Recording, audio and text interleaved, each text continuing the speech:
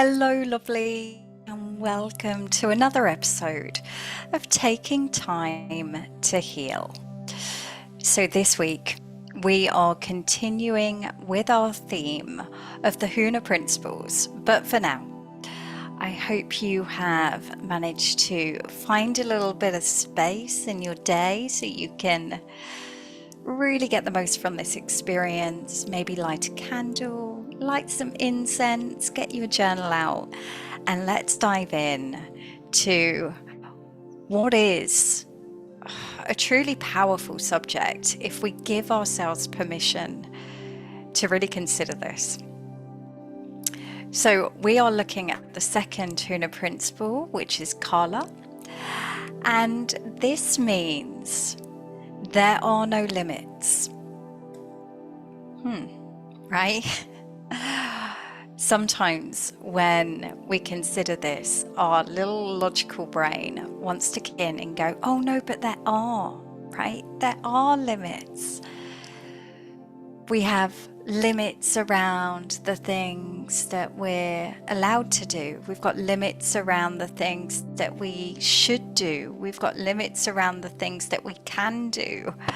And it tries to find the loophole in this. But for now, I invite you to see if you can just allow that part of your brain to be there. Of course, it's going to come up with all of the ways that this doesn't work for you. Of course it will. But we don't have to go down that rabbit hole, right? We don't have to go down that train of thought. We can allow ourselves to play for a little while in this realm of possibility. Now, why is this such an important principle?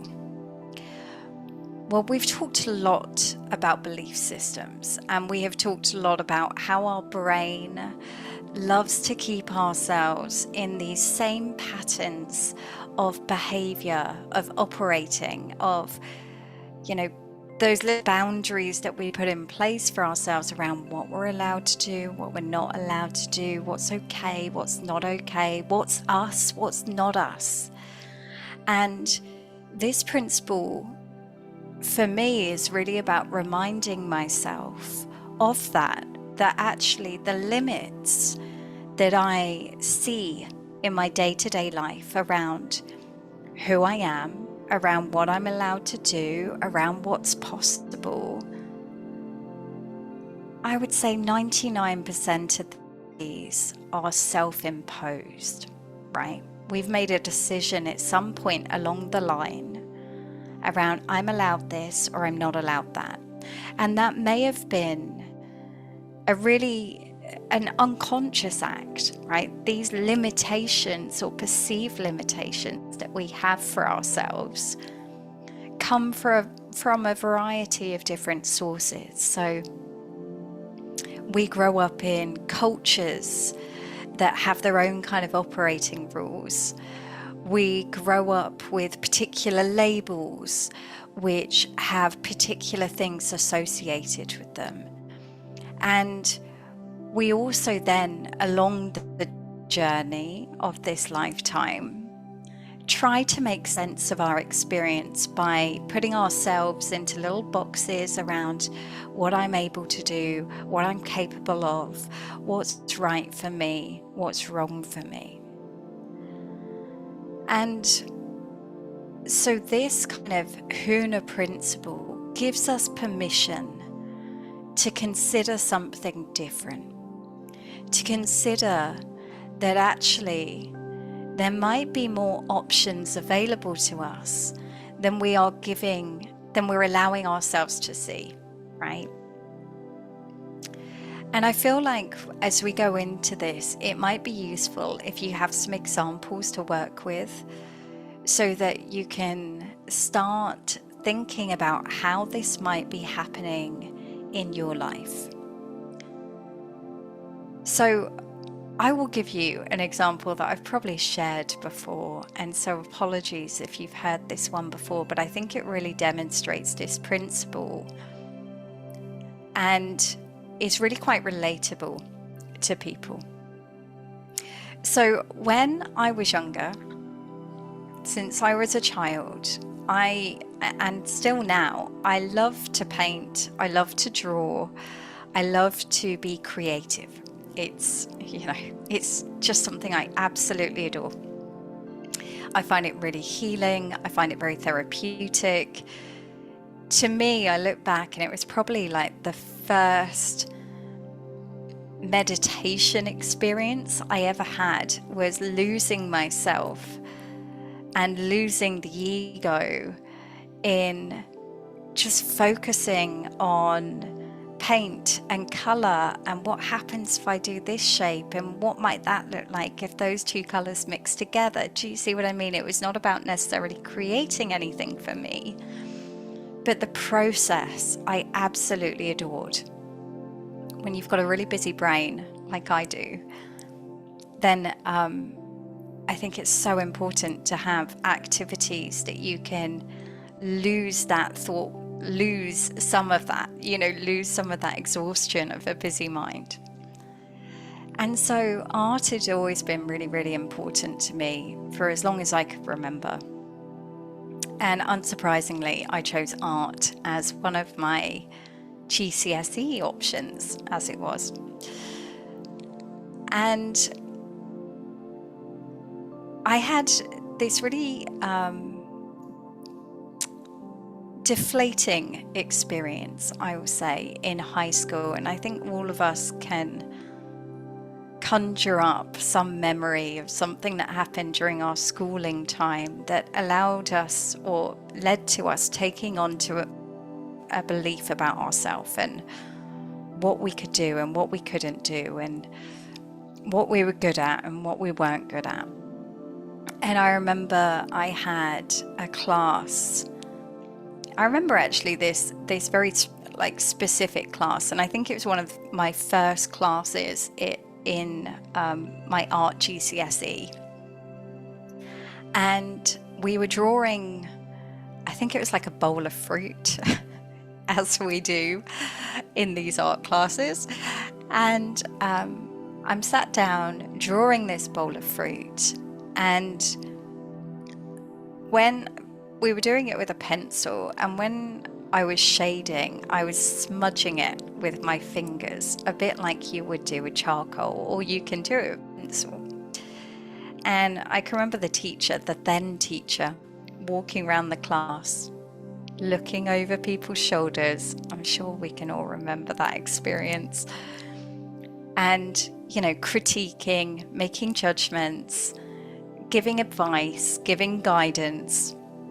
And he came to me and he said, "Oh yeah, it's not bad," sort of thing. He said, "But I don't like the smudging."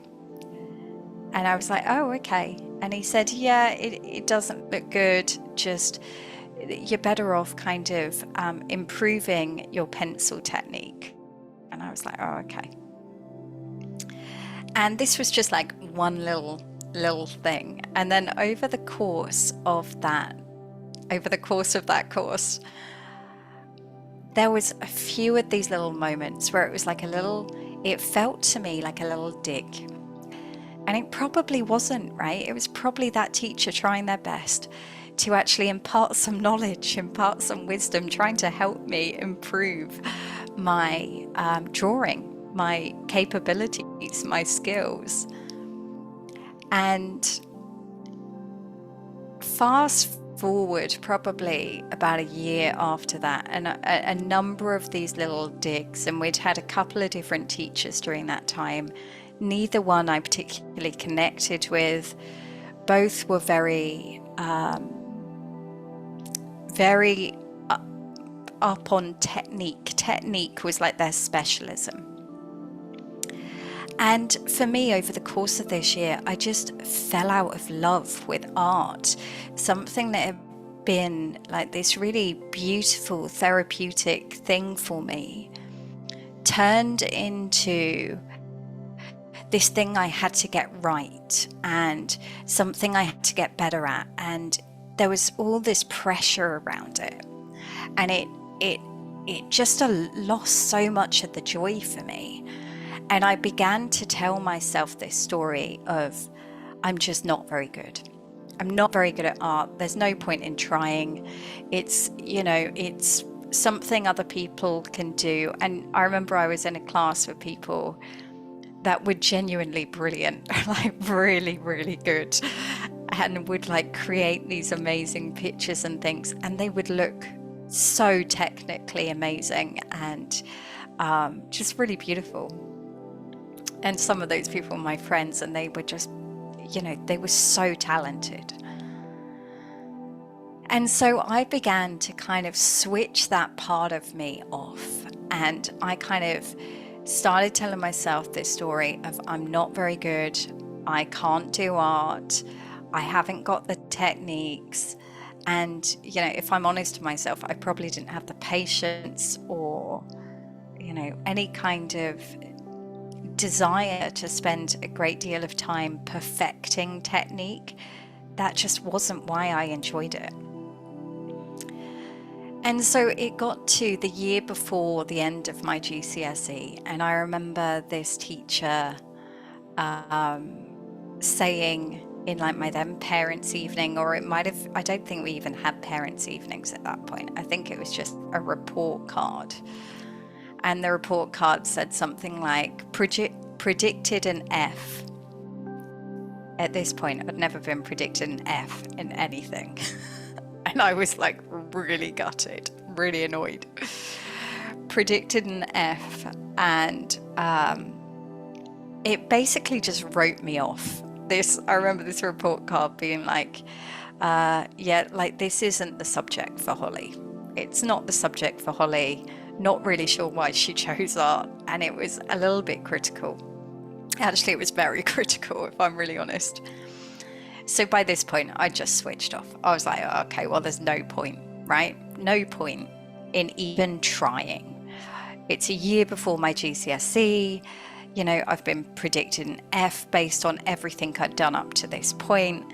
And I was just like, oh, well, I give up. Do you know what I mean? It's one of those like lessons, or one of those subjects I'm just not going to get a good grade in. And if I'm honest, my brain was quite okay with that, because it was, well, what's an art GCSE going to get me anyway, right? Having said that, I remember we then broke up for the summer holidays, and we come back and we've got a new art teacher. And the art teacher we had was the head of art, and we'd never really had a lesson with him before. And the first lesson we had with him, Mr. Clark, I still remember him now, and I think we've all got that one or two teachers that really sparked something in us. And this first lesson back, we sat down, and he said, I'm going to play some music. There's paints and materials on the desks. I want you to just draw what you feel, or paint what you feel, or create what you feel from this music. And something in me went, oh, I like this, right? I really like this. And so I got really quite into it. I remembered that kind of meditative state that I used to find in art. And I really lost myself in that lesson and just loved every moment of it. And it was this beautiful, for me, this beautiful kind of connection between the art and the feelings and the music, and bringing that all together to create something just felt super special. And I can remember Mr. Clark was doing the whole walking around the room, looking over the shoulder, giving a bit of critique or what have you. And I can remember he stood behind me and said, I really like that. And it was like a switch flicked in my brain of, oh, I can create something that someone else actually enjoys. And actually, whether someone else enjoyed it or not had never actually been an issue up until art GCSE. But it was this kind of little confirmation that you can do this. Like, why have you put yourself into a box of you can't do this? And I remember he even, it was one of those moments, and I remember feeling somewhat embarrassed, but also a little bit, a little bit of pride came up as he showed my work to the class and talked through how, like, the shapes I had created represented the music, and asked me to talk it through. And that was just like a real turning point, not just in my art class, like my art GCSE experience, but a real kind of turning point for me in terms of I could see how I'd allowed other people's opinions to shape my experience of this course, to take away my pleasure and joy from it, and to actually determine how much effort or energy I was going to put into this. And it was at that point I realized I actually really enjoyed this class. I don't know why I had given up on it, and it had all come down to that criticism that I'd received and the subsequent box I put myself into. So after this art class, I got back into it, and by the end of the year I managed to get an A, and I remember being really proud of myself that and it wasn't about the grade. It wasn't about the fact that I'd got an A in art GCSE. Again, not sure. Other than people going into creative pursuits, I'm not sure how meaningful that was for me at that time. However, it was the fact that I had gone from someone perceiving the fact that I couldn't do something to actually breaking through that limitation. Now, the reason I'm sharing this is because we do this all the time. We put these limitations on ourselves around, I'm good at this, I'm not good at that. I'm allowed to do this, I'm not allowed to do that. So let's look more at that one, the whole should. Now, often we have so many shoulds that we're putting on ourselves. I should be like this as a parent. I should be like this in my career.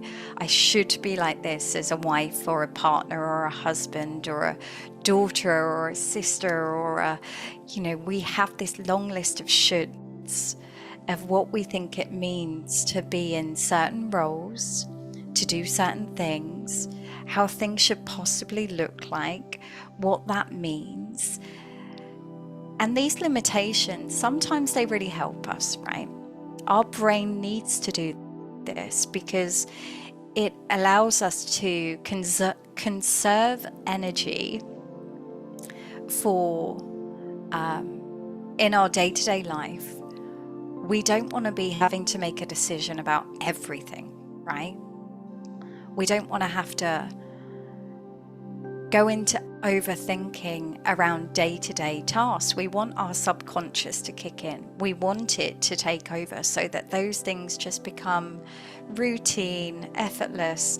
Those things that, need to get done just happen. But it can also lead to us being on this kind of limitation treadmill. A limitation maze where we just end up negotiating life in these fixed shoulds without considering if they're helpful to us or not. Are these actually helping me with the life I want to create? Are these actually helping me with the things that I actually desire to pursue, or I desire to see more of or less of in my life? So I often talk about the shoulds, the shoulding all over ourselves. And I think there's a reason there's several reasons that this is really important to look at. Like I say, those limitations can keep us stuck in this kind of Groundhog Day feeling. You know, you get up, you do the same things, you think the same thoughts, you do the same activities, and then it gets to the end of the day and it's like not particularly satisfied, not particularly feeling fulfilled. If anything, perhaps the opposite, unless we take the time to challenge these self-imposed limitations.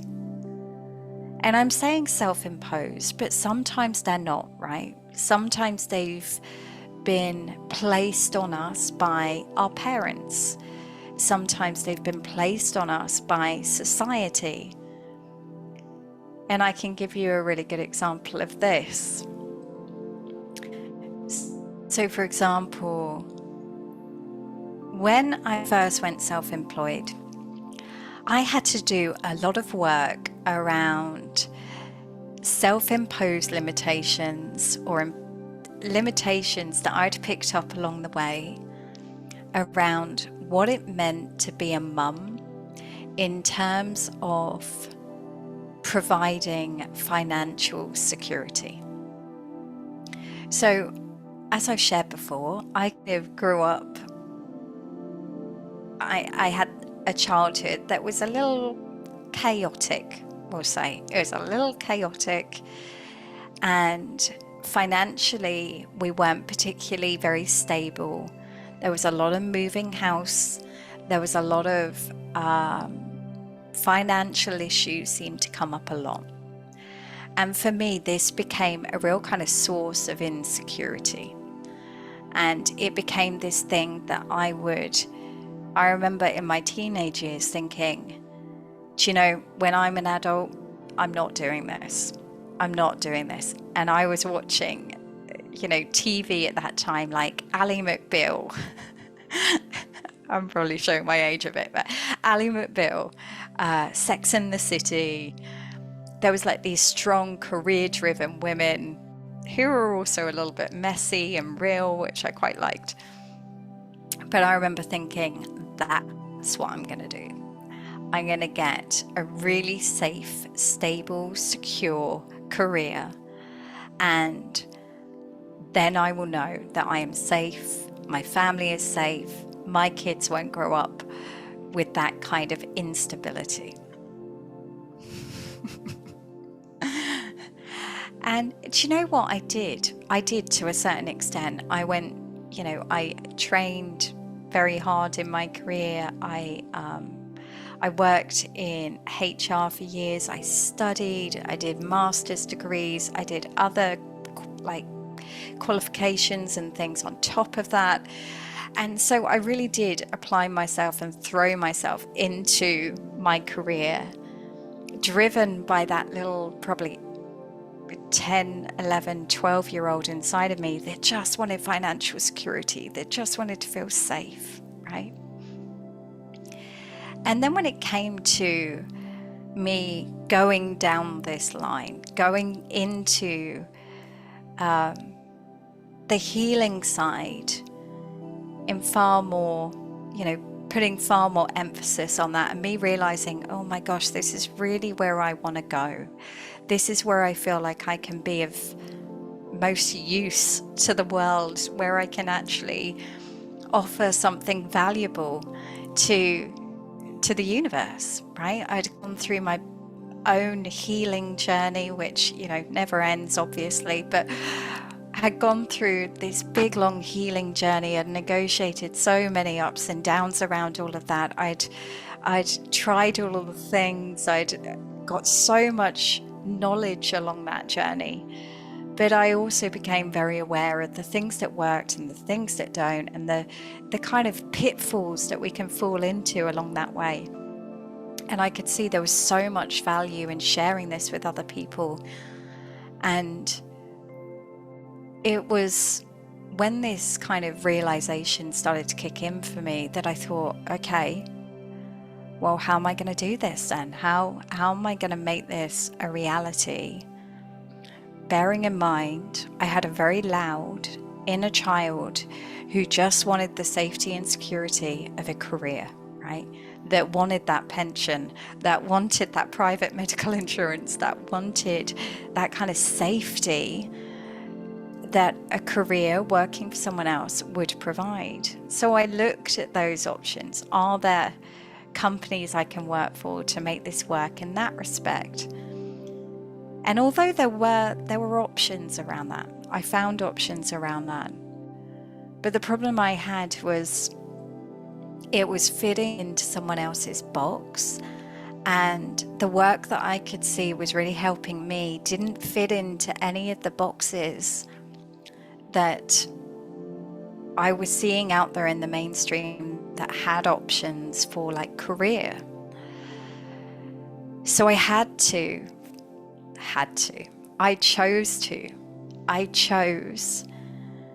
I made the decision that actually pursuing this, giving this healing career, like a self-employed healing career, felt more important to me and seemed more important for those that I could help than this feeling of security and safety that a career could give me. But that wasn't an easy limitation to break through. It was quite a sticky one, right? Because that inner child was adamant. She was so adamant that this is what she wanted.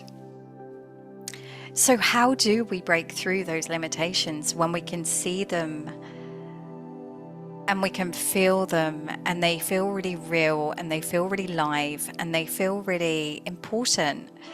But we also have this part of us that wants something else, that is, and that feels stronger. Well, initially, I'll be honest,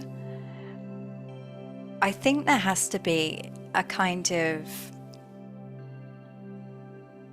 a sense of courage going into those situations. So you have to make the decision, this is something I'm going to work through. This is something I am going to break through. And I'm saying this because I think it's often the point that gets missed. I talk to many clients who will say things like, oh, I want to improve my self-confidence. I want to improve my self-esteem. I want to improve my self-love. And, all of those things are great and things that we should all pursue, right? Yet, so many times I see those same people getting stuck in the fact that they have told themselves a story that this is going to be really hard to break through, and this is something that they're always going to struggle with, and this is something that will never change. And so if that's the case, if we've got those stories going around in our brain that what's the point, a bit like me with that art class, right? What's the point? There's no point trying. I'm not very good at this. I've kind of opted out of this situation. Then that is going to keep you in that loop. That is going to keep you in that samskara. That is going to keep you, samskara is the yogic term for this. It's going to keep you in that neuropathway loop where you're just repeating the same thing. And so we have to first, before anything else, decide. Just decide that this is something we are going to change. Not that we're going to try, not that we'll give it a go, not that we need to be really intentional with the language here, because language has power. And we will talk about this in another episode. But for now, I invite you to consider your language around this. If there is something you want to change, a limitation you want to break through, are you deciding that's it? That's what you're doing. Because if you leave yourself this kind of wiggle room, if you give yourself the option to say, oh yeah, but I'm likely to go back, or this is not something I'm probably ever going to break through, or this is something that's always going to be plaguing me. If we leave the option for that, that is what we will experience.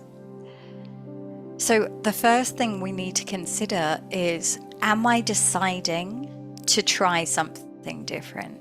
Am I deciding to shift into a new perspective? Am I deciding, and it really is a decision, it's like a real kind of, it's got to be a really kind of concrete choice. No, this is the decision I'm making. So I am deciding to go all in on art. I am deciding that my desire to support people with the issues that I was facing was more important than the desires of an 11-year-old, right?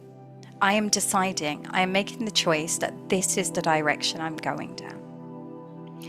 So breaking through that limitation, it starts with a choice. It starts with that decision and being really intentional with your language and not leaving too much room to shift out of that decision. And then once we've done that, we do have to acknowledge the part of us that we're not letting go. It's not a part of us that we're letting go, but we're letting go of a perception, right? We're letting go of a way of viewing something. We're letting go of being so rigid in our perspective. So one of the things that I like to do when I'm shifting through a limitation is, if I've still got a story in the background, I will sit down and go, okay, so what's an alternative way of looking at this? And I will brainstorm on that. Some of them might be like really out there, really far-fetched. Some of them might be, just really quite simple, really quite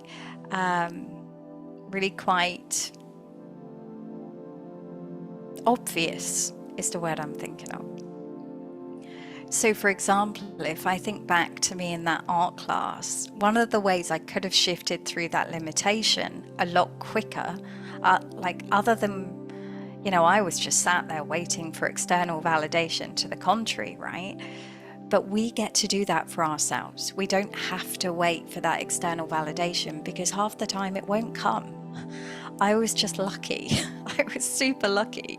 But 9 times out of 10, we have to be our own validator.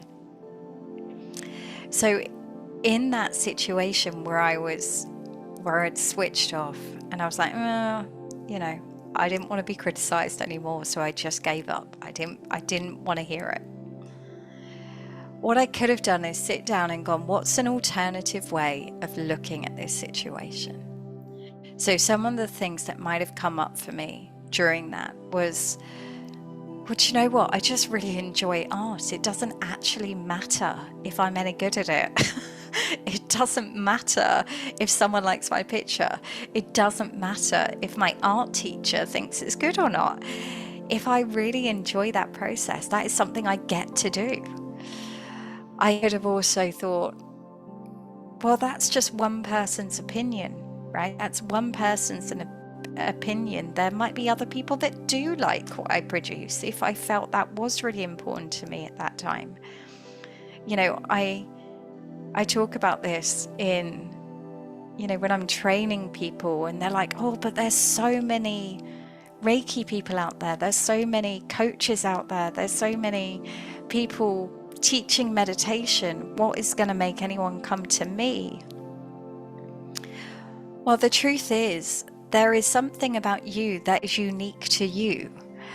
The way that you see things, the way that you view things, the stories that you have, your experiences, your kind of approach to a certain topic will be unique to you if you give yourself permission to really go into that.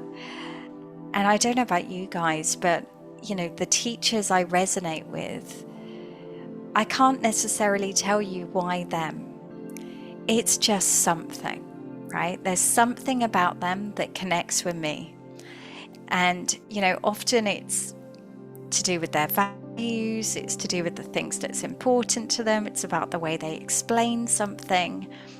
But, you could have 20,000 teachers in front of me, and I might resonate with 2 of them. But for someone else, it would be 2 other people. So I'm going off on a tangent here, but you know what I'm saying here, right? We don't need more limitations. So I would often sit down if I'm trying to break through a limiting belief or a limitation, not necessarily about me, but about the world or about life. And I will go, what's a different way of looking at this? And if you give yourself that time, if you give yourself permission to observe an alternative viewpoint, you will find that things begin to shift quite quickly. Now, there is a third point that I want to mention here, which I think is super important. And it is around the piece of we are influenced by the people around us, right? We are they say something, I can't remember the phrase off the top of my head, but it's something like you're a sum of the 3 people that you hang around with the most. And there is real truth in this, because what we tend to do is we tend to operate like the people around us. It's part of our herd mentality. We are kind of herd animals, and we like to reflect back the people that are reflecting to us. And this is often why we find that, say, career-driven people often connect with career-driven people. People that are, my membership ladies, for example, us in the membership, just having a space where you can talk about things like healing and spirituality and not be judged and feel safe, and can have those open, honest conversations without anyone trying to fix you, without anyone trying to put you in a box, or without someone trying to label you as something, is really freeing, and it is really therapeutic, because it gives you the opportunity to explore different parts of you. It gives you that kind of freedom to look at yourself from different angles, and to take yourself out of a box that you might feel like you've got yourself stuck into, or someone has put you in. So I do want to just raise this point as you're looking at limitations that you're placing on yourself, and you're placing on your life, and you're placing on what's available to you. I would really also invite you to consider who are the people around you that you are spending the most time with, and are these people giving you enough room to break through those limitations? If not, there's a couple of things we can do. One is we have an honest conversation with those people, right? So, for example, I had a client who was working through some money stories that she had going on. So she was in a place where she felt like she didn't have a very good relationship with money. Money became this thing that caused a lot of guilt, and it became like something that felt quite shameful for her.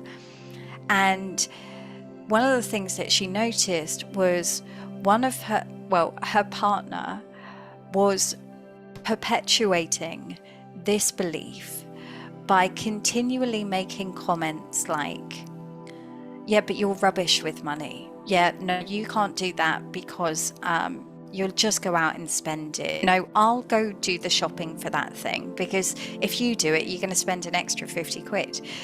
And it wasn't done in a malicious way. This wasn't coming from a place of abuse. This wasn't coming from a place of like being really trying to be destructive or trying to be hurtful.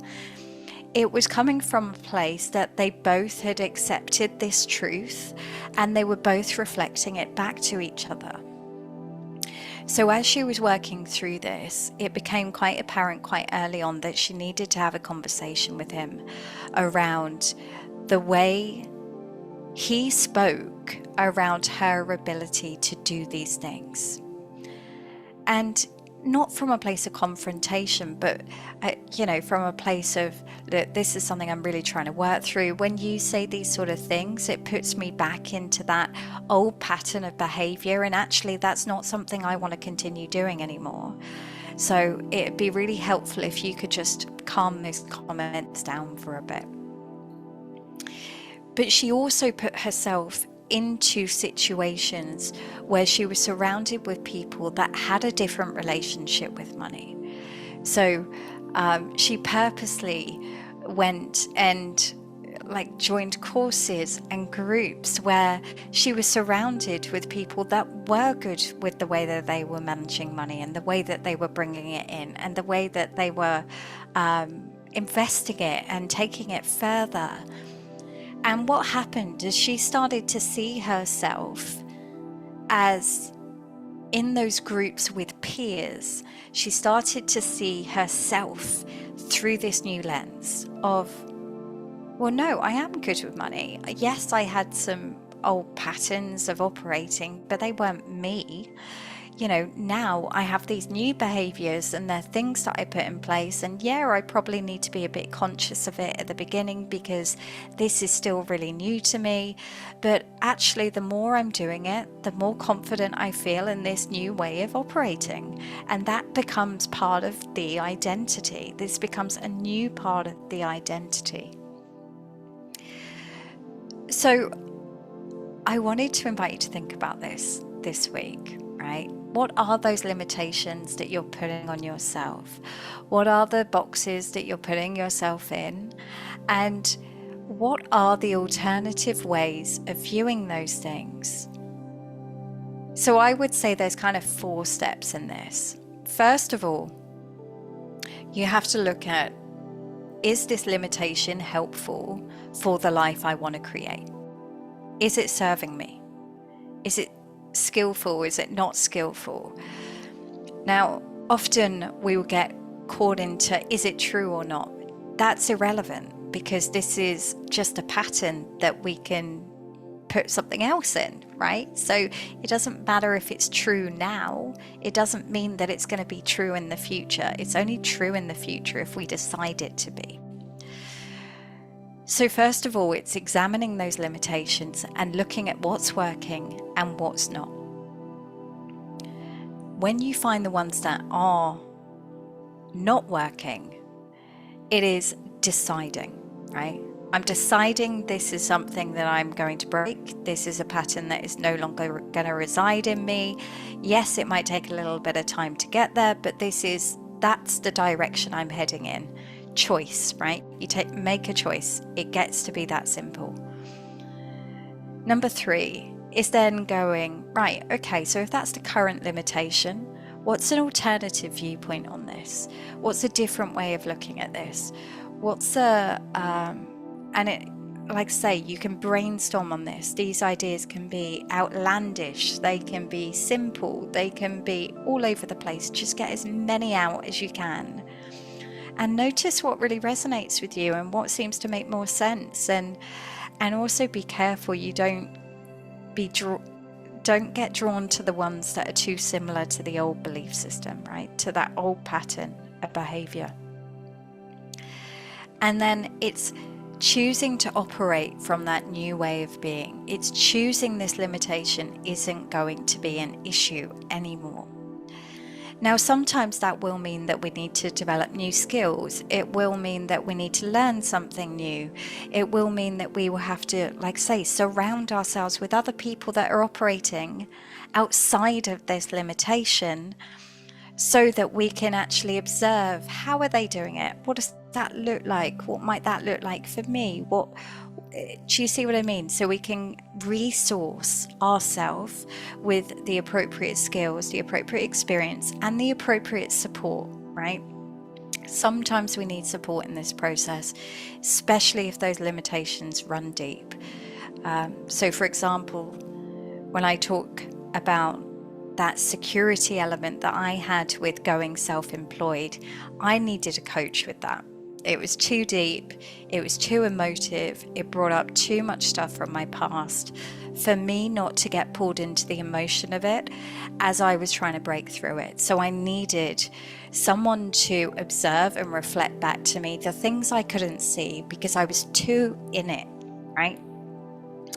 That's why we have coaches, therapists, these people that can observe us from the outside in and reflect back to give us that information, to give us that view, that perspective, and to offer something new. And then the final bit is just practice, right? There are going to be times when you fall back into that old limitation.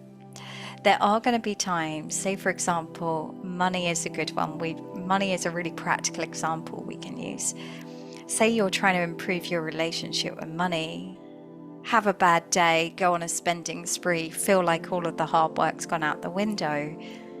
It's a bit like installing any healthy new habit, right? We just go, oh, okay, we've gone off track. Gone off track? Why did I go off track? Oh, I went off track because of these things. Great, I've got information I can take on board, so that's unlikely to happen again. I can do something about this now. And we get back on the horse. So, lovelies, I invite you to consider this. What are the limitations that you are placing on yourself right now? How are they? How are they shifting your view of your experience in this life and what is available to you and what is possible to you? Because this Huna principle is really about the fact that anything is possible if you can figure it out, right? Anything is possible if you can figure it out. And also giving yourself permission to have that kind of messy figuring it out period, because we don't have to wait for the answers. We don't have to know it all before we begin. And in fact, we rarely do. There are rarely times when we will enter a journey of changing something, of evolving, of growing, and know exactly what that's going to look like. We have to give ourselves permission to try, to explore, to be creative, to be curious, and just see what unfolds. Okay, I hope this has given you some food for thought this week. I will be back next week with some more beautiful Huna wisdom that I think will be really helpful to you. All right, take care. And as always, if anything in this episode has resonated with you, you want to share something, I would love to hear from you. Feel free to reach out. My email is hello@hollyboulet.com.